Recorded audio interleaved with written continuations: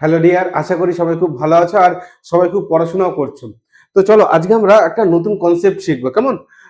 কনসেপ্টটা হলো যে difference between as and when. As আর হোয়েন এর মধ্যে কি পার্থক্য, এটার উপর বেস করে পরীক্ষায় কি প্রশ্ন আসে আমরা সেটা শিখবো। কেমন? তাহলে আসো। তো এরকম একটা প্রশ্ন দিয়েছে, Riya will be surprised as she hears the news. আগে আমরা অ্যাজ আর হোয়েন এই জিনিসটা কি একটু দেখে নিই। কেমন? মনে করো অ্যাজ অ্যাজ কি কিভাবে আমরা সেন্টেন্সে ইউজ করতে পারি। ফার্স্ট অ্যাজ মনে করো এটা এটা একটা কজ ইন্ডিকেট করে। আমি যদি দেখি এটা ফার্স্ট CAUAC কজ। একটা এক্সাম্পল নেওয়া যাক। মনে করো এরকম লেখা আছে অ্যাজ হি ওয়াজ ইল, মানে যেহেতু সে অসুস্থ ছিল, he did not go to school. বোঝা গেল? As he was ill he did not go to school. এটা হচ্ছে কজ। এটা একটা কজ ইন্ডিকেট করছে, যেহেতু সে অসুস্থ ছিল সে স্কুলে যায়নি। এইবার মনে করো এটা এটা যখন আমরা এটা অ্যাজ দিয়ে যখন আমরা এরকম হোয়েন বা হোয়াইল WHILE এইটা মিনিং করে। কিরকম করে? মনে করো as I was walking, sorry, as I was walking, কমা দিয়ে I saw him। এইটা মানে কি? এইটা মানে হলো as I was walking, যখন আমি হাঁটছিলাম। এইখানটা as মানে যখন, এইখানটা as মানে যখন, এইখানটা as মানে যেহেতু। এগুলো কিন্তু একটু মনে রাখবে, হ্যাঁ। এইখানটা as মানে যখন, যখন আমি হাঁটছিলাম আমি তখন দেখেছিলাম। এই কমা দিলে তখন এর কাজ হয়ে যায়, যে যখন আমি হাঁটছিলাম তখন আমি তাকে দেখেছিলাম। অ্যাজ হি ওয়াজ ইল, এটা অ্যাজ মানে এখানটা যেহেতু। আরেকটা নিয়ম আছে, মনে করে অ্যাজ আমরা পজিটিভ ডিগ্রিতে ইউজ করি। আমরা পজিটিভ ডিগ্রি চ্যাপ্টারটা এই চ্যানেলে পুরো ডিটেলস ভিডিও করা আছে, হ্যাঁ, তোমরা ডিগ্রি চ্যাপ্টারটা অবশ্যই দেখে নিও। এবার তাহলে দেখো আমরা অ্যাজ কখনো পজিটিভ ডিগ্রিতে, যেরকম মনে করে এরকম লেখা যায় he is as good as I. এটা মানে কি? He is as good as I, সে আমার মতো ভালো। তো অ্যাজ এর এতগুলো ব্যবহার, অ্যাজ এর এই একটা ব্যবহার, এই একটা ব্যবহার আর এই একটা ব্যবহার, এই তিনটে ব্যবহার সাধারণত এই তিনটে ব্যবহারই আমরা করে থাকি। অ্যাজ এর এই তিনটে ব্যবহার আমরা জানি। এখন বিষয় দেখি এবার হোয়েন কখন ইউজ করা হয়। দেখো মনে রাখবে, দেখো হোয়েন,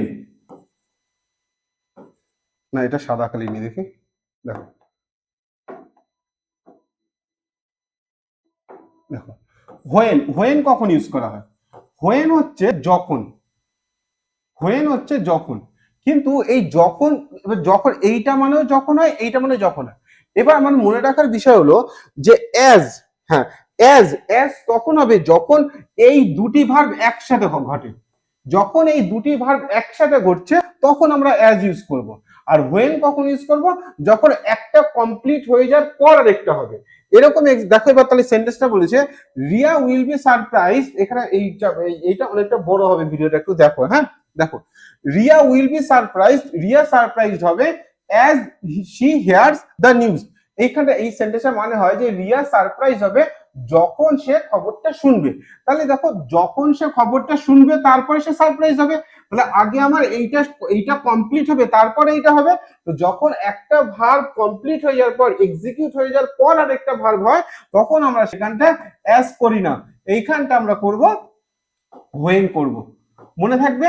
এই সেন্টেন্সটা দেখো, অ্যাজ আই ওয়াজ ওয়াকিং, যখন আমি হাঁটছিলাম তখন আমি তাকে দেখেছিলাম। আর এইটা দেখো রিয়া সারপ্রাইজ হবে যখন সে খবরটা শুনবে। তাহলে যখন সে খবরটা শুনবে এটা আগে হচ্ছে, তারপরে এইটা হচ্ছে। এই কারণে আমরা অ্যাজ এর জায়গায় হোয়েন ইউজ করব। আর অ্যাজ তখন ইউজ করব যখন এই দুটি ভার্ব একই সাথে ঘটবে, তখন আমরা অ্যাজ ইউজ করব। বোঝা গেল? আচ্ছা, আরেকটা ব্যাপার হলো যে আমরা এই ভিডিওর আরেকটা কনসেপ্ট শিখে নিই, যে হোয়েন আর হোয়াইল। দেখো মনে রাখবো সবসময় হোয়েন আর হোয়াইল এই দুটো মানেই হলো যখন, এই দুটো মানেই হলো যখন। এইবার দেখো মনে করো এরকম একটা জিনিস সেন্টেন্স লিখি, when,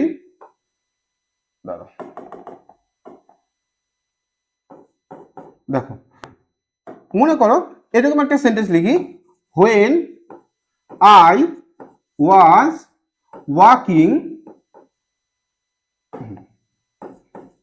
when I was walking কমা দিয়ে I saw him, এইটা একটা সেন্টেন্স হয়। আচ্ছা তাহলে আমরা উপরে এরর কারেকশনটা বুঝতে পারলাম যে উপরে ভুলটা কোথায় ছিল। এবার আমরা অন্য একটা কনসেপ্ট শিখি। দেখো when I was walking, যখন আমি হাঁটছিলাম, I saw him, আমি তাকে দেখেছিলাম। এইটা আরেক ভাবে লেখা যায় while I was walking, walking, while I was walking কমা দিয়ে I saw him। ভালো করে দেখো, হ্যাঁ এখান থেকেও পরীক্ষা প্রশ্ন আসে। দেখো হোয়েন, তাহলে কি হোয়েন আর হোয়াইল আমরা একইভাবে ইউজ করতে পারি, কিন্তু মনে রাখবে যখন এরকম কোনো একটা কন্টিনিউয়াস ফর্ম আসবে, যখন এরকম কোনো কন্টিনিউয়াস টেন্স আমরা ইউজ করব, আমরা সাধারণত হোয়াইলটাকে বেশি প্রায়োরিটি দেবো।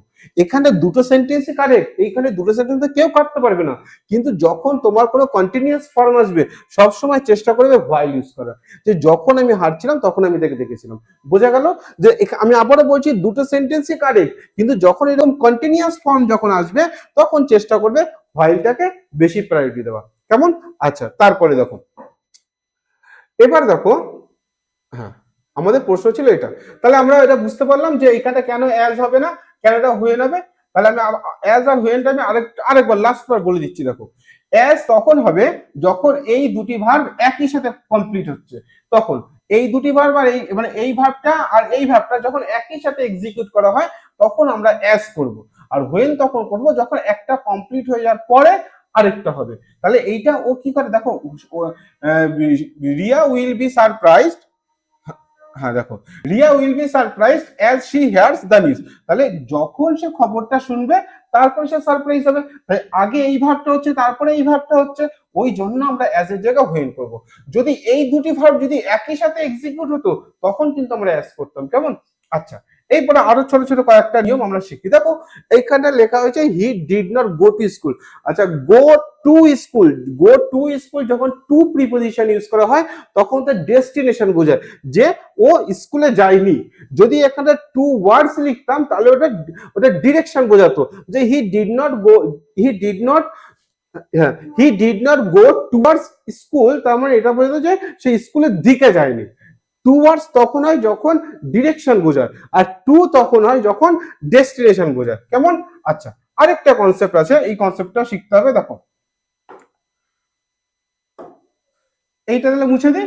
দেখো এবার দেখো এইখানটা একটা ব্যাপার আছে। দেখো দেখো এইখানটা বলছে রিয়া উইল বি সারপ্রাইজ, আমরা এটা আমরা সেন্টেন্সটা কারেক্ট করিলাম যে এখানটা অ্যাজ হবে না হয় না, যখন সে খবরটা শুনবে। তো দেখো দুটোই ফিউচার সেন্স আসছে না, যে রিয়া সারপ্রাইজ হবে যখন সে খবরটা শুনবে।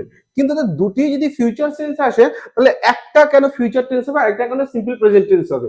নিয়মটা এরকম হয়, মনে করো যদি এরকম হয় যে I will meet you when, sorry মনে করো একটা ইফ আছে, if you wait for me. ভালো করে দেখো আই এর পর উইল, আই এর পর শ্যালো হয়, উইল হয়, উইল এখন সমস্ত কিছুর পরে ইউজ করা হয়। উইল এই পার্সন যাই থাকুক না কেন উইল ইউজ করা যায়, কিন্তু শ্যাল শুধুমাত্র আই আর উই এর ক্ষেত্রে ইউজ করা যাবে। হ্যাঁ যদি এর রিভার্স এন্ট্রি হয় যখন ডিটারমিনেশন বোঝায় সেটা আলাদা অনেক নিয়ম আছে। তুমি শুধু এখন জেনে রাখো যে উইল সমস্ত পার্সনের পর ইউজ করা যায়, আর শ্যাল শুধুমাত্র ফার্স্ট পার্সনের পর আই আর ইউ এর পর ইউজ করা যায়। যাক সেটা আলাদা ব্যাপার। দেখো আই উইল মিট, অনেকে এখানটা মিটের পরে উইথ করে, I will meet with you, দুটোই কারেক্ট। এইখানটা উইথ দিলেও কারেক্ট, এইখানটা উইথ না দিলেও কারেক্ট। দেখো এবার দেখো ভালো করে দেখো সেন্টেন্সটা বলছে যে হ্যাঁ I will meet you if you wait for me, আমি তোমার জন্য, আমি তোমার সাথে দেখা করব যদি তুমি আমার জন্য অপেক্ষা করো। তাহলে দেখো এইখানটা এইটাও ফিউচার সেন্স, এইটাও ফিউচার সেন্স, কিন্তু পার্থক্য হলো একটা, যখন দুটি ফিউচার সেন্স এরকম বোঝাবে, একটা সেন্টেন্সের মধ্যে দুটি ক্লজ, মানে এটার সাথে দুটি ক্লজ আছে, একটা সেন্টেন্সের মধ্যে এরকম যখন দুটি ক্লজ থাকবে এবং দুটি ফিউচার সেন্স বোঝাবে, যেটা কন্ডিশন অ্যাপ্লাই করবে, যেটা কন্ডিশন অ্যাপ্লাই করবে সেটা সবসময় সিম্পল প্রেজেন্ট টেন্সে হবে। এইটা সবসময় সিম্পল প্রেজেন্টে হবে, এইটা সবসময় সিম্পল প্রেজেন্টে হবে, আর এইটা সবসময় সিম্পল ফিউচারে হবে। এই নিয়মের ব্যতিক্রম আছে, এক্সেপশন আছে, সেটা আমরা অন্য একটা চ্যানেলে এই টপিকটা যখন শিখবো তখন দেখা যাবে।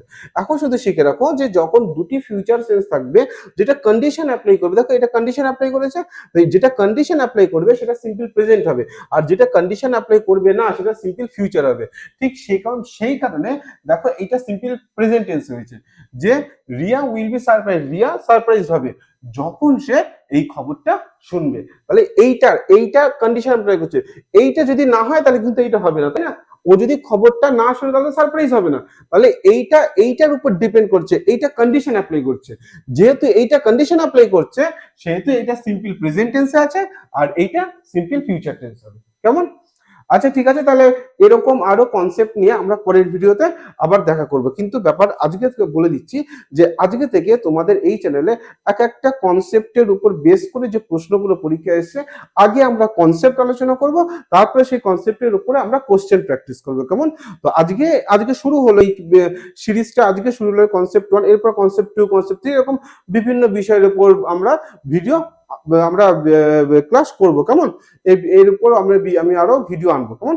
তো অবশ্যই ভিডিওটা তোমাদের কেমন লাগলো তোমরা অবশ্যই কমেন্ট করে জানাবে। আর এই চ্যানেলটা অবশ্যই সাবস্ক্রাইব করে রাখো, যাতে পরের ভিডিওতে এরপরে যখন আমি চ্যানেলে যখন ভিডিও আপলোড করব, যাতে অবশ্যই ভিডিওটা দেখতে পারো। কেমন? আর লাইক শেয়ার কমেন্ট অবশ্যই করে দিও, বন্ধুদের মধ্যে শেয়ার করে দিও যাতে তারাও দেখতে পায়। ঠিক আছে, তাহলে মন দিয়ে পড়াশোনা করো, আমাদের দেখা হচ্ছে তাহলে পরের ভিডিওতে।